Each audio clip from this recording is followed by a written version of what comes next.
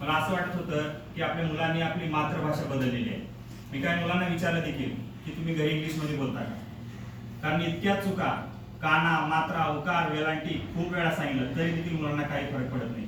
त्यांना न हा शब्द जो न असतात मराठीमध्ये, एक न नळाचा आणि एक न बाणाचा. मी त्यांना सांगितलं की जीभ ज्यावेळेस वरी लागते टाळूला त्यावेळेस न बाणाचा वापरा, ज्यावेळेस दाताच्या वरी लागते त्यावेळेस न नळाचा वापरा. मुलं म्हणतात सर फरक काय त्यामध्ये, आमची जीभ सगळीकडेच लागते, मामा कळणार.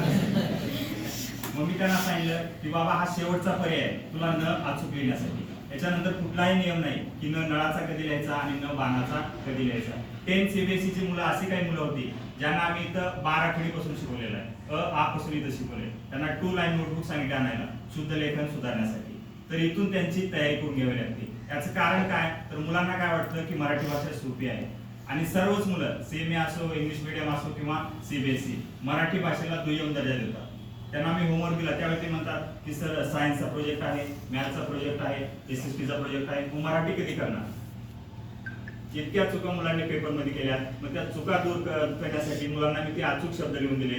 रायटिंग स्किल त्यांचा जो भाग आहे सर्वात जास्त मार्क रायटिंग स्किल आहे, त्यामध्ये पत्र लेखन आहे, बातमी लेखन आहे, जाहिरात लेखन. मग ते अचूक लिहिण्यासाठी आणि चांगले मार्क मिळवण्यासाठी विद्यार्थ्यांनी कमीत कमी चुका कराव्या लागतील.